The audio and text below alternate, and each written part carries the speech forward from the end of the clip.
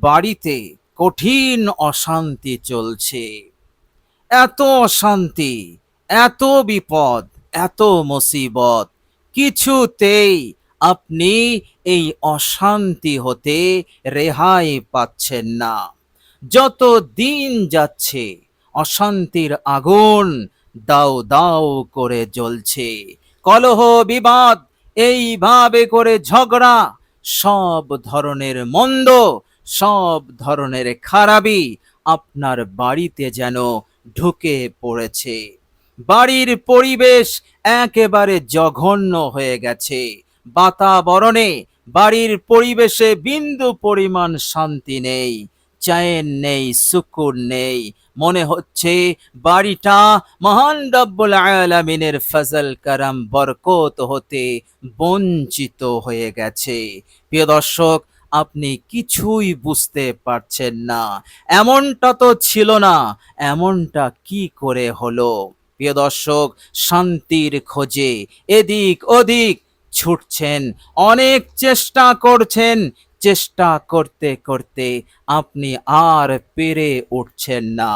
এই রকম কঠিন পরিস্থিতিতে আপনি যদি আল কোরআনুল কারীমের এই অসাধারণ আয়াতের শরণাপন্ন হন, এই আয়াতটি যদি আপনি তেলাওয়াত করেন, বেশি নয়, মাত্র 11 বার, আপনার মূল্যবান সময় বেশি খরচ হবে না এই 11 বার তেলাওয়াত করতে। অল্প সময়ের মধ্যেই আপনি এই অসাধারণ আয়াতটি তেলাওয়াত করতে পারবেন ইনশাআল্লাহ। এই আয়াত আপনার বাড়ির অশান্তিকে দূর করে দেবে। এমন পাওয়ার, এমন ক্ষমতা আল্লাহ পাক এই আয়াতের মধ্যে দিয়েছেন। এই আয়াতের মধ্যে আল্লাহ পাক এমন বরকত দিয়েছেন, এই আয়াতটি আপনার জীবনকে বদলে দেবে, আপনার বাড়ির পরিবেশকে বদলে দেবে, এবং যত ধরনের মন্দ খারাপি বিপদ মুসিবত ঢুকে পড়েছে আপনার বাড়িটাকে, সব অমঙ্গল অকল্যাণ হতে, ফিতনা হতে, শত্রুর বদনজর হতে, এইভাবে করে কুমন্ত্রণাকারী যারা কুমন্ত্রণা করে, কুদৃষ্টি দেয়, অনিষ্টকারী যারা অনিষ্ট করার জন্য, মানুষকে ক্ষতি সাধন করার জন্য গভীর রাতে গোপনে গোপনে অনেক ষড়যন্ত্র করে, অনেক চক্রান্ত করে, এই সমস্ত চক্রান্ত হতে, এই সমস্ত খারাপি হতে, ক্ষতি হতে, অমঙ্গল অকল্যাণ হতে এই একটি আয়াত আপনাকে হেফাজত করে দেবে, আপনার বাড়ির পরিবেশকে হেফাজত করে দেবে। এই একটি আয়াত আপনাকে যাবতীয় অস্বস্তিকর পরিস্থিতি হতে পূর্ণরূপে মুক্তি দিয়ে দেবে। বলুন সুবহানাল্লাহ। আল্লাহ পাক এমন আয়াত, এমন পাওয়ারফুল আয়াত তিনি কোরআনুল কারীমের মধ্যে নিয়ে এসেছেন কেবলমাত্র আমার জন্য, আপনার জন্য, গোটা পৃথিবীর উম্মতে মুহাম্মাদির জন্য। কেননা আল্লাহ পাক উম্মতে মুহাম্মাদিকে অনেক অনেক ভালোবাসেন। দুনিয়াতে আরো উম্মত এসেছেন, আরো নবী এসেছেন, কিন্তু আল্লাহ রাব্বুল আলামিন উম্মতের মধ্যে এই উম্মতে মুহাম্মাদিকে সব চাইতে বেশি ভালোবাসেন। আপনি শুনলে অবাক হয়ে যাবেন, কিয়ামতে নবী পয়গম্বররা সাক্ষী খুঁজে পাবে না। তখন এই উম্মতে মুহাম্মাদি দাঁড়িয়ে এক বাক্যে তারা সাক্ষী দেবে, এবং এই উম্মতে মুহাম্মাদির সাক্ষীকে আল্লাহ পাক গ্রহণ করবেন। বলুন সুবহানাল্লাহ। আর কোন নবীর উম্মতের সাক্ষীকে আল্লাহ পাক গ্রহণ করবেন না। এই উম্মতকে আল্লাহ পাক এতটাই ভালোবাসেন। প্রিয় দর্শক, আপনি শুনলে অবাক হয়ে যাবেন, জান্নাতীদের কাতার লাগবে। সর্বপ্রথম যে কাতার হবে, উম্মতদের, যত উম্মত দুনিয়াতে এসেছে সেই উম্মতদের মধ্য হতে সর্বপ্রথম যে কাতারটা হবে, সেই কাতারটা হবে এই উম্মতে মুহাম্মাদির। বলুন সুবহানাল্লাহ। উম্মতে মুহাম্মাদি যতক্ষণ জান্নাতে প্রবেশ না করবে ততক্ষণ পর্যন্ত অন্য কোন নবীর উম্মত জান্নাতে যেতে পারবে না। বলুন সুবহানাল্লাহ। এতটাই ভালোবাসেন এই উম্মতে মুহাম্মাদীকে। এই জন্য মহান রব্বুল আলামিন এমন একটি ছোট্ট আয়াত কোরআনুল কারীমে দিয়ে দিলেন, যে ছোট্ট আয়াতটি আপনার জীবনকে বদলে দেবে, আপনার বাড়িতে শান্তি, চैन, সুকুন নিয়ে এসে দেবে, আপনার বাড়ির পরিবেশকে সুন্দর থেকে সুন্দর করে দেবে। বলুন সুবহানাল্লাহ। অসাধারণ এই আয়াত। আপনি শুধু আন্তরিকতার সহিত মহান রব্বুল আলামিনের এই কালামকে আপনি আপনার জবান দিয়ে শুধুমাত্র দিলের ইয়াকিন নিয়ে আপনি তিলাওয়াত করবেন, ইনশাআল্লাহ কাজ হয়ে যাবে। প্রিয় দর্শক, মনে রাখবেন, আপনি এই ছোট্ট আয়াতটি তেলাওয়াত করবেন। এই তেলাওয়াত কিয়ামতের কঠিন দিনে আপনার জন্য সুপারিশ করবে জান্নাতি হওয়ার জন্য, জাহান্নাম থেকে মুক্তির জন্য। যে কিয়ামতের দিনে আপনার আপনজনেরা সকলেই পালিয়ে যাবে, আপনাকে দেখেও না দেখার ভান করবে, আপনাকে দেখা মাত্রই তারা ছুটে পালিয়ে যাবে। এই রকম কঠিন পরিস্থিতিতে এই ছোট্ট আয়াত, আল কোরআনুল কারীমের এই আয়াত আপনার সাথ দেবে, আপনাকে কঠিন বিপদ হতে মুক্তি দেবে। কোরআন বলবে, আয় রাব্বি, হে আমার প্রতিপালক, আমার এই তেলাওয়াতকারীকে সম্মান দিন। আল্লাহ পাক সম্মান দেবেন। বলুন সুবহানাল্লাহ। কিভাবে দেবেন? আল্লাহ পাক বলবেন, আমার এই বান্দাকে কোরআনের সুপারিশের কারণে তার মাথায় তাজ পরিয়ে দাও। বলুন সুবহানাল্লাহ। আর সেই তাজের তাজাল্লি, সূর্যের আলো ফিকা পড়ে যাবে সেই তাজের সামনে।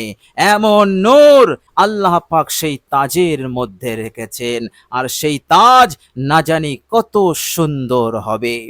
প্রিয় দর্শক, কোরআন বলবে, আয় রাব্বি, হে আমার প্রতিপালক, আপনি আরো সম্মান দিন। আল্লাহ রাব্বুল আলামিন তখন জান্নাতের 2 জোড়া তাকে পরিয়ে দেবেন। বলুন সুবহানাল্লাহ।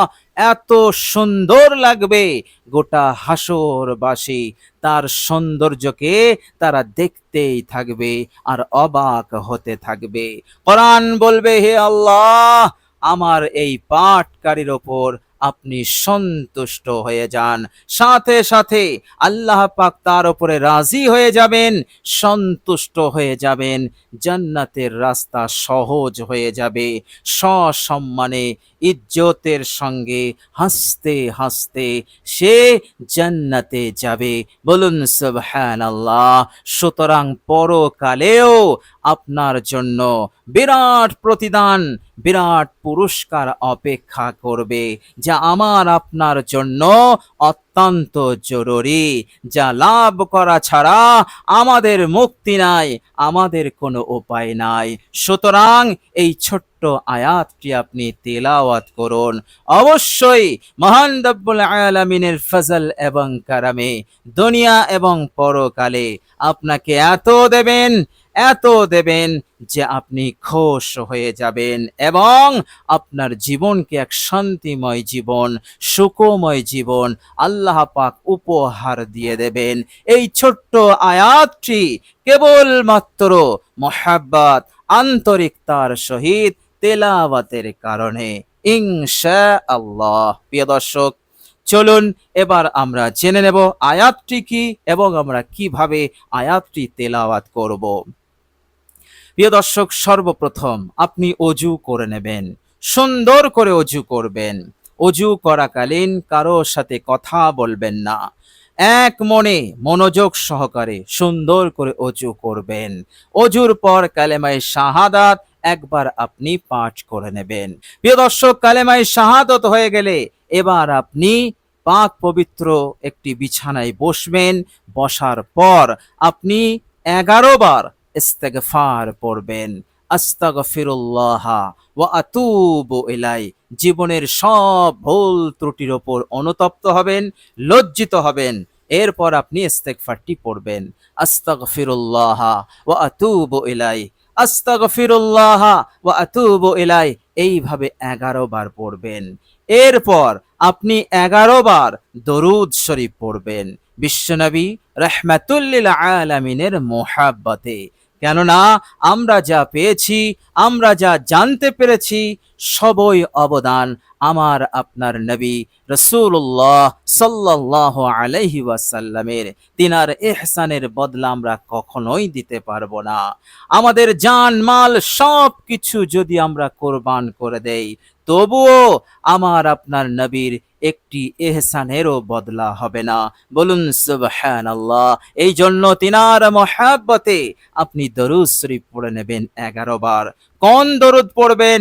আপনার জানা যে কোনো দরুদ আপনি পড়তে পারেন, কোনো সমস্যা নেই। দরুদ ইব্রাহিম থেকে শুরু করে যে দরুদ আপনার জানা আছে, সেই দরুদ শরীফটি আপনি পড়ে নেবেন মাত্র 11 বার। এই আয়াতে কারিমা তেলাওয়াতের পূর্বে দরুদ শরীফ পড়লে সেই আমলে বিরাট বরকত এসে যাবে, নূর এসে যাবে, আর ডাইরেক্ট আল্লাহ পাকের কাছে কবুল হয়ে যাবে। এই জন্য আপনি দরুদ শরীফটি অত্যন্ত মহাব্বতের সহিত পাঠ করে নেবেন। প্রিয় দর্শক, 11 বার দরুদ শরীফ হয়ে গেলে এবার আপনি 11 বার এই আয়াতটি তেলাওয়াত করবেন। আয়াতটি হচ্ছে সূরাতুল কদরের আয়াত। আউযু বিল্লাহি মিনাশ শাইতানির রাজীম। বিসমিল্লাহির রহমানির রহিম। সালামুন হিয়া হাত্তা মাতলাইল ফজর। সালামুন হিয়া হাত্তা মাতলাইল ফজর। সালামুন হিয়া হাত্তা মাতলাইল ফজর। প্রিয় দর্শক, এক মনে আন্তরিকতার সহিত পাহাড় সমান বিশ্বাস নিয়ে আপনি তেলাওয়াত করুন অত্যন্ত মনোযোগ সহকারে। এই তেলাওয়াত আপনার জীবনকে বদলে দেবে, অশান্তি কলহ বিবাদকে দূর করে দিয়ে শান্তির বাতাবরণ তৈরি হয়ে যাবে। এত দ্রুত, এত সহজে হবে যে আপনি কল্পনা করতে পারবেন না।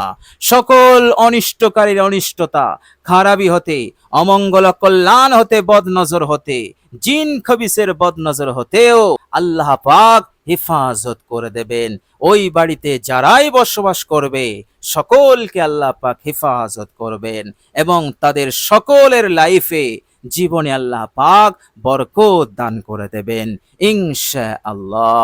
প্রিয় দর্শক, আন্তরিকতার সহিত পড়ুন, অবশ্যই আল্লাহ পাক আপনার প্রতি রহমশীল হবেন, রহমত নাজিল করবেন, আপনার হাজত প্রয়োজনকে তিনি পূরণ করে দেবেন ইনশাআল্লাহ। প্রিয় দর্শক, আল্লাহ রাব্বুল আলামিনের কাছে দোয়া করি, আল্লাহ রাব্বুল আলামিন যেন আমাদের সকলকে এই দুনিয়ার হায়াতকে এক সুন্দর হায়াত, সুখময় শান্তিময় জীবন বানিয়ে দেন। আমরা যেন সুখে শান্তিতে থাকতে পারি, যাবতীয় বিপদ মুসিবত হতে এবং এই দুনিয়ার খারাপি হতে, নহুসত হতে, বিবরকতি হতে আল্লাহ পাক যেন আমাদের সকলকে হেফাজত করেন। আমিন সুম্মা আমিন। প্রিয় দর্শক, কমেন্ট বক্সে একবার আমিন লিখে দেবেন। আজ এ পর্যন্তই।